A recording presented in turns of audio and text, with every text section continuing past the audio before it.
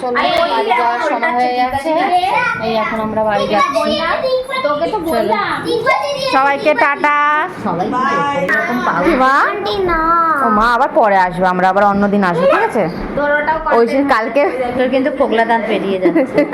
হ্যাঁ গো, কালকে ঐশীর পড়া আছে না, তাই আবার পরে আসবে। আসবে আবার আসবে, আবার কালী থেকে আসবো, আবার আবার আসবো, আবার আবো। আচ্ছা আবার ছুটির দিনটা আবার পুজোর সময়, আবার কালী পুজোর সময়, দুর্গা পুজোর সময় এলাম, আবার কালী পুজোর সময় আসবে।